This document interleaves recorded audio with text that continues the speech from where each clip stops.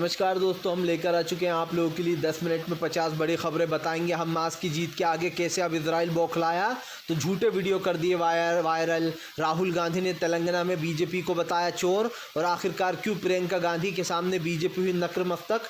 Hamas की जीत देखकर Israel ने चली नई चाल, और क्यों आखिरकार जो बाइडन से भिड़ गया इजराइल। तो तमाम फटाफट खबरें फटाफट अंदाज में देंगे, लेकिन उससे पहले अगर आपने अब तक हमारे चैनल को सब्सक्राइब नहीं किया तो जल्दी से कर लीजिए। पास में एक घंटी आएगी, उसको भी ऑल नोटिफिकेशन पे दबाएं ताकि हर वीडियो की अपडेट आपको मिलती रहे। आपको बताते चले इजराइल के हमास की जीत देखकर बौखलाया इजराइल ने झूठे वीडियो किए जारी। दरअसल आपको बताते चले कल एक वीडियो वायरल हुआ था जिसमें हमास के लड़ाकों से प्यार करती हुई नजर आ रही थी इजराइल की महिलाएं और बच्चे। ऐसे में अब इजराइल को चिढ़ मची तो उसने हमास के खिलाफ एक झूठा वीडियो जारी किया जिसमें उसने कहा कि हमास के जो लोग थे उन्होंने हमारे लोगों के साथ बुरा व्यवहार किया, उन्हें बाथरूम जाने के लिए भी घंटों खड़ा रखा गया और उनको खाना भी नहीं दिया गया। प्रधानमंत्री नरेंद्र मोदी के ऊपर गरजे राहुल गांधी ने बीजेपी को फिर से बता दिया जेब कतरा। राहुल गांधी ने कहा कि बीजेपी जेब कतरा पार्टी है, वो जनता की जेबें काटकर अडानी की जेब में पैसा डाल रही है। राहुल गांधी ने कहा कि ये सरकार अडानी और अंबानी की है, ये सरकार गरीब मजदूर किसानों की नहीं है। उन्होंने कहा कि फिलहाल अडानी और अंबानी के लिए काम करती है सरकार, और ये साफ देखा जा सकता है हमास और इजराइल में फिर से बढ़ सकती है डील। 4 दिन की सीज फायर को बढ़ाया जा सकता है आगे। दरअसल आपको बताते चले अमेरिका के जो बाइडन लगातार ये मांग कर रहे हैं कि सीज फायर को आगे बढ़ा देना चाहिए। आपको बताते चले 4 दिन के सीज फायर में जनता को काफ़ी आराम मिला है, ख़ास करके गाज़ा की और इजरायली जनता को। लेकिन गाज़ा पट्टी में क्योंकि बहुत तबाही हुई थी, इसीलिए 4 दिन में लोगों ने रिकवर होने की कोशिश की। इसमें सबसे बड़ी बात ये दिखी हमें कि फ़िलहाल तमाम चीज़ों पर घिरती हुई नज़र आई इजरायली सरकार।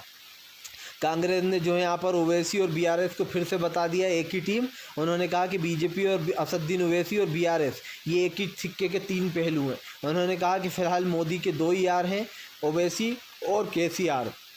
आपको बता दें कांग्रेस ने ये डायलॉग दोहराते हुए कहा कि फ़िलहाल केसीआर और ओवैसी जो है वो मदद करते हैं बीजेपी की, ताकि और बीजेपी उन दोनों की मदद करती है।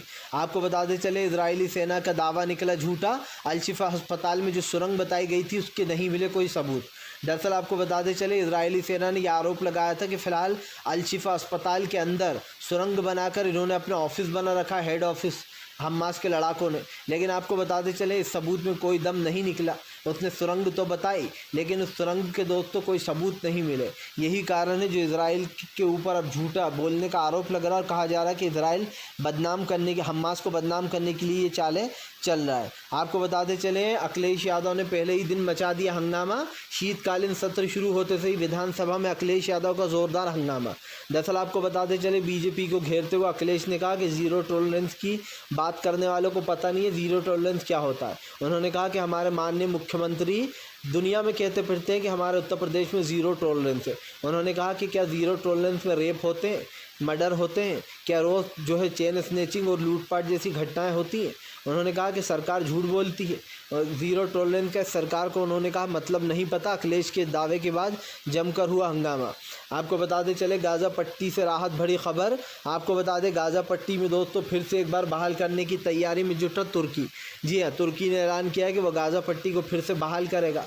गाज़ा पट्टी में जो भी बुरा हुआ है, जो चीज़ें इमारतें वगैरह टूटी हैं, उनको तुर्की बनवाएगा। तुर्की ने ऐलान कर दिया है कि फ़िलहाल वो अपना काम जल्दी ही शुरू करेगा जब पूरी तरीके से युद्ध ख़त्म हो जाएगा।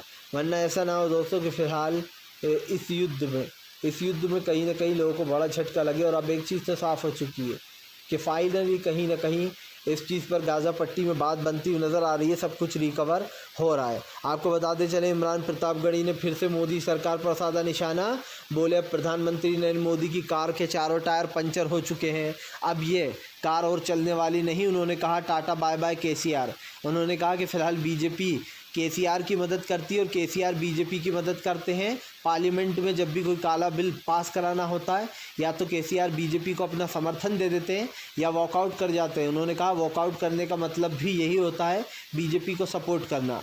आपको बताते चले इमरान प्रतापगढ़ी की इस बात पर जमकर लोगों ने तालियां भी बजाईं। आपको बताते चले फ़िलिस्तीन की जीत देखकर बौखला गया इजराइल। तमाम मीडिया ने छापा कि फ़िलिस्तीन की हुई है बड़ी जीत। दरअसल इजराइल अपनी हार को हज़म नहीं कर पा रहा है। बड़े मीडिया चैनल, ख़ास करके जो विदेशी मीडिया चैनल हैं, उन्होंने हमास की इसको बड़ी जीत बताया। उन्होंने कहा कि फ़िलिस्तीन और हमास की बड़ी जीत हुई है। क्योंकि फ़लस्तीन के रहने वाले लोग और ख़ास करके हमास का ये जंग का मैदान, उसने ये जंग जीत ली है। आपको बताते चलें आगे अगर ये जंग अब चलती भी है तो भी अब जो है यहाँ पर इजराइल के लिए हमास को जीतना बहुत मुश्किल हो जाएगा, और ये हो ही नहीं सकता। बल्कि एक चीज़ ये भी कही जा सकती है, क्योंकि आपको बताते चले अब इस लड़ाई को लेकर ख़ास चीज़ सामने निकल कर आई है, जहाँ पर तमाम लोगों ने इस पर जो है सवाल भी खड़े कर दिए। आपको बताते चले फ़िलहाल मुस्लिम देशों ने लिया बड़ा फ़ैसला। ईरान तमाम देशों से बोला तमाम मुस्लिम देश हो जाओ एक। दरअसल ईरान ने फिर से तमाम 57 मुस्लिम देशों से गुहार लगाई है कि हम सबको एक हो जाना चाहिए। आपको बताते चले फ़िलहाल तमाम मुस्लिम देशों से गुहार लगाते हुए ईरान ने कहा है कि इजराइल ने जो हमले किए उसको भूला नहीं जा सकता। ईरान ने यह भी कहा है कि फ़िलहाल इजराइल ने लगातार मासूम फ़लस्तीनियों के ऊपर अत्याचार किया। ईरान ने कहा कि इजराइल की इस हरकत को माफ़ नहीं करना चाहिए।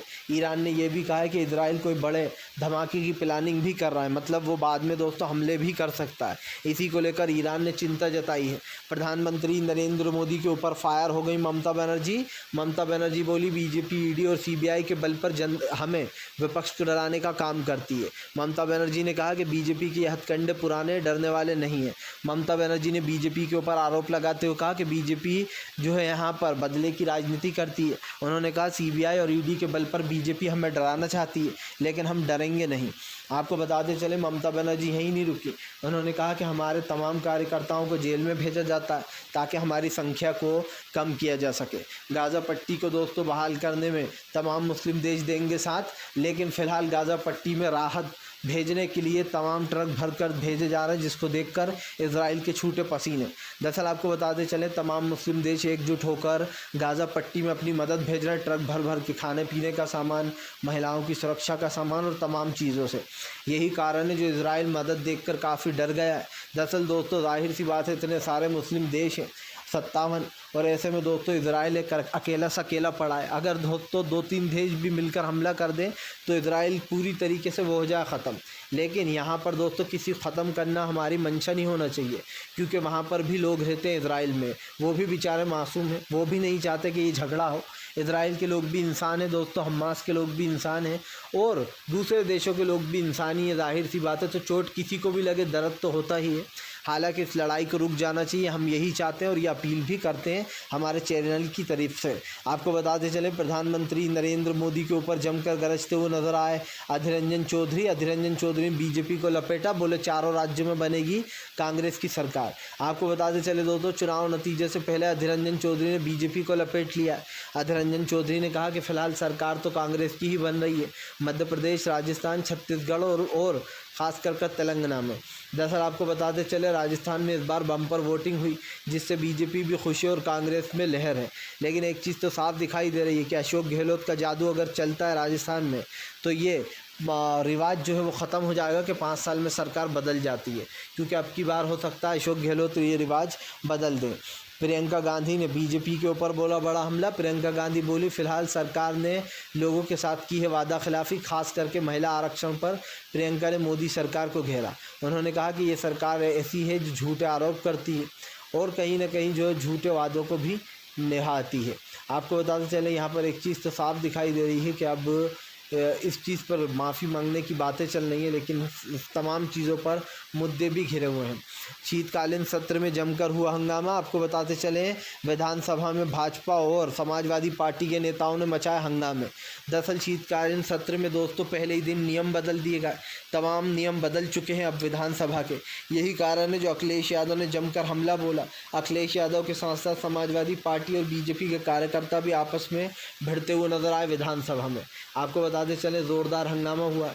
फिलहाल अगर आपको हमारा वीडियो अच्छा लगता है और आप न्यूज़ें पसंद करते हैं सच्ची, तो इस चैनल को सब्सक्राइब करके पास में एक घंटी आइए उसे